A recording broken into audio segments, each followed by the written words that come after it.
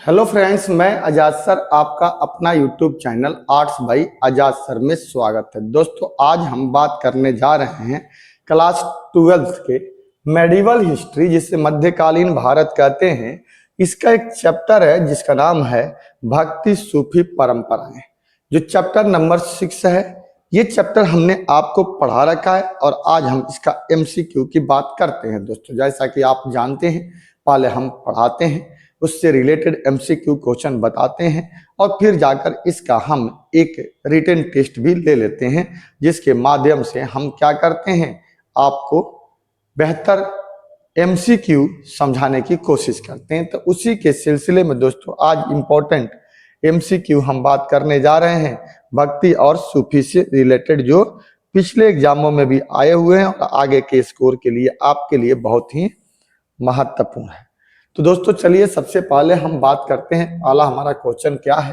Question कह रहा है दोस्तों कि कृषक समाज के सांस्कृतिक आचरण का दर्शन महान और लघु, किसमें, दो हिस्सों में, महान और लघु परंपरा के रूप में करने वाले रॉबर्ट रेडफिल्ड कौन थे।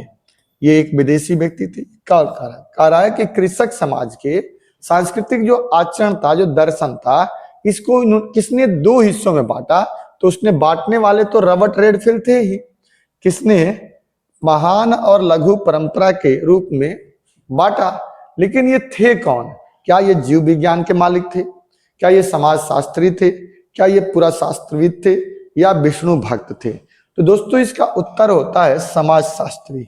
ये एक बहुत बड़े समाज शास्त्री थे जो भारत में आए थे, जिनका नाम रॉबर्ट रेडफील्ड था। और इसने यहाँ की धार्मिक परंपरा को दो हिस्सों में बांटा था, एक तो महान और दूसरे को लघु, दो परंपरा में बांटा था। आई बात समझ में? NCERT का शब्द है, मेरा शब्द नहीं है, हमने NCERT से क्वेश्चन खोज करके निकाला है। अगला क्वेश्चन कह रहा है कि उड़ीसा के पुरी के जगन्नाथ मंदिर में भगवान जगन्नाथ यानी जगत का नाथ के साथ कौन कौन विराजमान है और कौन है? तो उनकी एक भाई है, उनकी एक बहन है, सुभद्रा और बलराम है। तो हनुमान बलराम, सुदामा और बलराम, रुक्मणी और बलराम, सुभद्रा और बलराम। इसका उत्तर कौन हो जाएगा? सुभद्रा और बलराम। यही तो दो आदमी हैं जो वहां पर उड़ीसा के पुरी के जगन्नाथ मंदिर में जगन्नाथ के साथ विराजमान हैं। ठीक है, अब आगे क्या कह रहा है दोस्तों? अगला क्वेश्चन कह रहा है कि सिंदूर से पोते गए पत्थर के रूप में किसकी पूजा की जाती थी? ठीक है, तो देवी की पूजा होती थी लाल सिंदूर से। किधर? लाल सिंदूर से पत्थर को हम क्या कर देते थे? पोत देते थे और देवी के रूप में उनकी मान्यता मिली। और फिर यहीं से परंपरा धीरे धीरे आगे बढ़ते बढ़ते देवी देवता का भी निर्माण हो गया। ठीक है, अब चलिए आगे क्या कह रहा है कि देवी की तांत्रिक आराधना पद्धति का पालन कौन कौन करते थे। देखिए, ये सब क्वेश्चन हमने आपके अपने नोट्स में दिया है और वहां से बनाया भी है और वहीं से हमने पढ़ाया भी है और वहीं से हमने आपसे पूछ रहे हैं क्वेश्चन। ठीक है, कि देवी की तांत्रिक आराधना पद्धति में का पालन कौन कौन करते थे। तो साफ कहा गया कि उसमें पुरुष तो थे ही, देवी भी कर सकती थी, यानी स्त्री और पुरुष दोनों कर सकते थे तांत्रिक आराधना। ज्यादातर दोनों ही करने का प्रमाण हमें मिल ही जाता है। अगला क्वेश्चन दोस्तों क्या कह रहा है कि समाज के प्रभावशाली वर्गों, पुरोहित और राजा की कर्मकांडीय परंपरा को रॉबर्ट रेडफील्ड ने क्या नाम दिया? तो इसे उन्होंने महान कहा था, महान परंपरा कहा था। जबकि कृषक और समाज के जो निम्न लोग थे, उनके लिए उन्होंने लघु शब्द का इस्तेमाल किया था, इसीलिए इसे लघु और महान परंपरा कहा गया। तो इसके लिए कौन सा शब्द का इस्तेमाल किया था? महान परंपरा। तो उत्तर क्या हो जाएगा दोस्तों? ए हो जाएगा। आगे क्या कह रहा है कि महान परंपरा से भिन्न कृषक, यानी एक जो महान परंपरा था, इससे भिन्न जो कृषक समुदाय थे, उनके लिए कर्मकांडों को रॉबर्ट फील्ड ने क्या नाम दिया? ठीक है, तो उनके लिए लघु परंपरा नाम दिया था। क्या बोला था? लघु परंपरा। तभी तो हमने बताया अभी पीछे वाले क्वेश्चन में कि लघु और महान के नाम से दोनों को। महान कौन थे? पुरोहित राजा थे। लघु कृषक और अन्य वर्गों के लिए इस्तेमाल किया था रॉबर्ट फील्ड ने। इतिहासकारों ने भक्ति परंपरा को वर्गीकृत किया है। मुख्यतः किन दो मुख्य वर्गों में वर्गीकृत किया है? किसमें बांटा है जी भक्ति परंपरा को? तो क्या भक्ति अलवार और नैनार के रूप में, क्या भक्ति संगीत और परंपरा सगुण और निर्गुण के रूप में बांटा है? भक्ति की परंपरा को मुख्यतः कितने दो वर्गों में विभाजित किया? सगुण और निर्गुण के रूप में इन्हें विभाजित किया है। ठीक है, देखिए नजदीक जाएंगे तो आपको अलवार और नैनार भी दिखेगा, लेकिन अलवार नैनार दक्षिण में जाएंगे और ये उत्तर की बात हो रही है। दक्षिण में आप देखिए, अब दक्षिण में प्रारंभिक भक्ति आंदोलन के प्रेरणेता माने जाते थे। तो दक्षिण में किसको माना गया था? अलवार और नैनार को। क्या उत्तर हो जाएगा दोस्तों? अलवार और नैनार थे। आगे क्या कह रहा है इसमें कि अलवार संतों ने किस देवता को सर्वोच्च मानकर उनकी पूजा की थी? ठीक है, तो अलवार विष्णु को मानते थे और नैनार शिव को मानते थे। तो इसमें अलवार पूछ रहा है तो विष्णु को माना जाएगा, तो उत्तर क्या हो जाएगा? विष्णु हो जाएगा। ठीक है, अगला क्वेश्चन आपका क्या कह रहा है कि नैनारों के आराध्य देव कौन थे? तो नैनार मतलब नाग, नाग मतलब शिव जी, तो शिव जी के थे। तो इनके आराध्य देवता कौन थे? शिव थे। एकदम जो आपका हमने एनसीईआरटी दिया और हमने नोट्स में लिखा है वहीं से आपको हम क्वेश्चन पूछ रहे हैं और आपको बताने की कोशिश भी कर रहे हैं। भक्ति आंदोलन का मुख्य उद्देश्य क्या था? असमानता को दूर करना, बिल्कुल बात सही है। छोटे बड़े की भावना को खत्म करना, ऊंच नीच की भावना को खत्म करना, अर्थात उपरोक्त सभी इसका उद्देश्य था। ठीक है, एकदम आसान क्वेश्चन तरीके से लेके चल रहे हैं, बढ़िया क्वेश्चन भी है, एनसीईआरटी का क्वेश्चन है। नैनार और अलवारों ने प्रचार किया था किसका? इष्ट देव के प्रति प्रेम समर्पण का, कठोर तपस्या का, जाति व्यवस्था का, ज्ञान मार्ग का। तो इष्ट देव के प्रति प्रेम समर्पण का या ज्ञान मार्ग का, तो देखिए दोनों ही नजदीक आएगा। ये तो नहीं होगा, ये भी उत्तर नहीं होगा इसका। इष्ट देवता जो उनके होते थे उनके प्रति वो प्रेम समर्पण की भावना रखते थे, समर्पण की भावना का उन्होंने विकास किया था।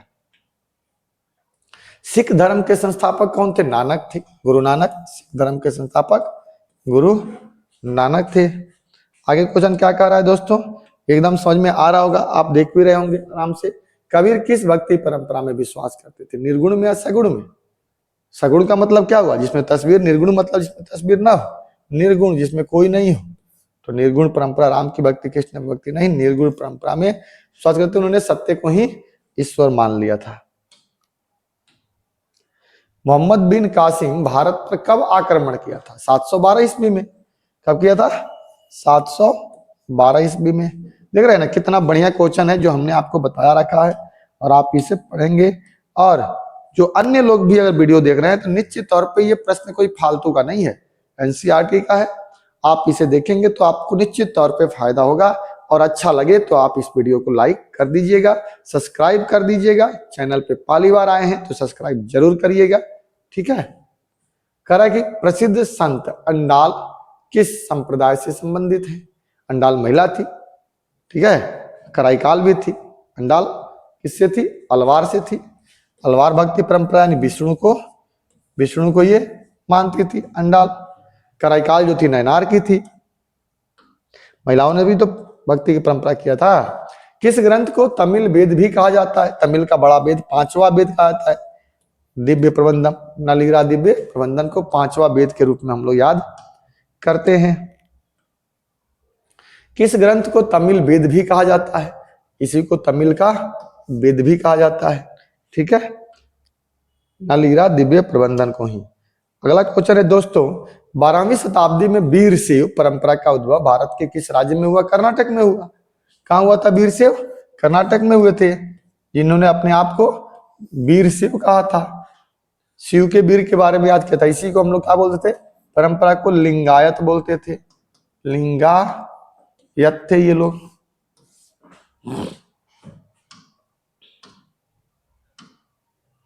कर्नाटक में वीर शैव परंपरा का नेतृत्व किसने किया था? बसवामन ने किया होगा। वासवन्ना ने किया था। किसने किया था दोस्तों? वासवन्ना ने किया था। तो सब हमने बता रखा है, एकदम इजीली क्वेश्चन है, और यहीं से आपके क्वेश्चन भी आएंगे, पूछे भी जाएंगे। वीरशैव संप्रदाय ने अपनी प्रचार की भाषा कौन सी अपनाई थी? कन्नड़ भाषा अपनाई थी। कौन सी भाषा? कन्नड़ भाषा। अगला क्वेश्चन कह रहा है दोस्तों, जो बड़ी आराम से आप समझ रहे हैं, अलवार और नैनार संतों ने किस भाषा में अपना प्रचार प्रसार किया था? हिंदी में, कन्नड़ में, तमिल भाषा में, असमिया में? नहीं, हिंदी तो उत्तर भारत, असम में असम हो गया, कन्नड़ कर्नाटक में, तो तमिल भाषा में इन लोगों ने किया था।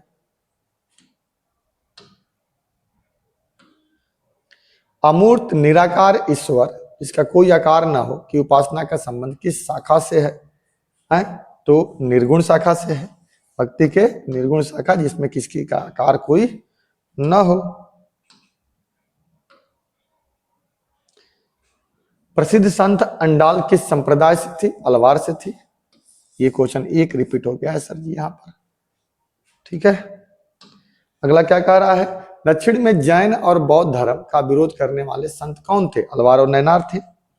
अलवार नैनार, ए और बी हो जाएगा, इन्हीं लोगों ने विरोध किया था इसका। कांस्य की बनी नटराज की मूर्ति का संबंध भगवान शिव से है। शिव के नृत्य से है, तांडव से है। वीर शिव की आराधना किस रूप में करते थे? वीर शिव जो थे वो आराधना किस रूप में करते थे?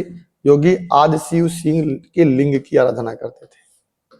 शिव के लिंग के रूप में आराधना करते थे। समझ में आ रहा है ना दोस्तों? बिल्कुल एकदम आसान क्वेश्चन हमने दिया है और बहुत ही शानदार भी क्वेश्चन है, ठीक है। कह रहा है किन संतों की कविताएं आगम ग्रंथ में है? किन संतों की कविताएं आगम ग्रंथ में है, ठीक है। अलवार नैनार, ये तो दोनों ही नहीं है कविताएं जो आगम में नहीं है, ठीक है। तुलसीदास और सूरदास, निर्गुण भक्त, आगम, आगम के रूप में तो यही हो जाएंगे सी, क्योंकि अलवारों का तो अलग था, नैनारों का अलग था, एक था तबरम था, एक था नल ईरा दिव्य।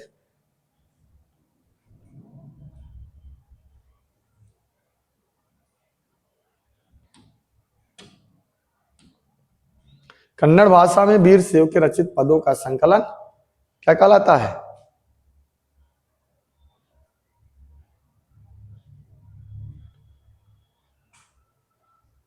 कन्नड़ भाषा में वीरशैव के जो रचित पद थे उनको क्या कहा गया था?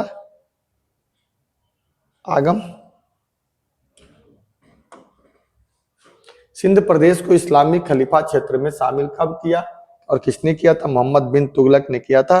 मोहम्मद बिन कासिम ने 711 में किया था।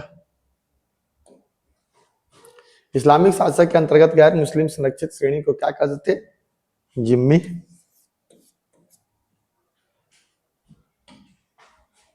मालवार तट पर बसे मुसलमानों ने किन किन स्थानीय आचारों का अपना लिया था? ठीक है, मलयालम, मातृगणिता, भातृकुल, मलयालम भाषा को अपना लिया था।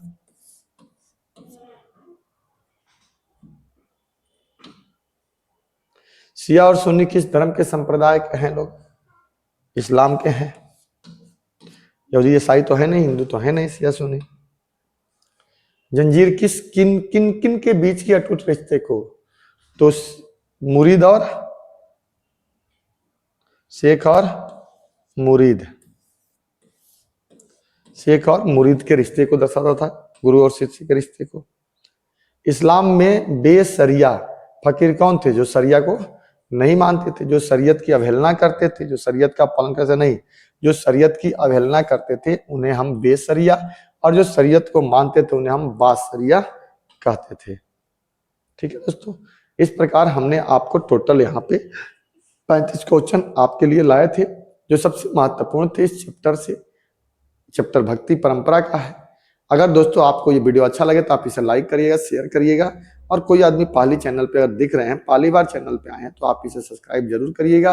आगे नोटिफिकेशन आपके पास जाएगा, नेक्स्ट वीडियो भी जाएगा, और एक से काल हम बेहतर क्वेश्चन के लिए वीडियो आपको लेकर के आते रहेंगे। जय हिंद, जय भारत।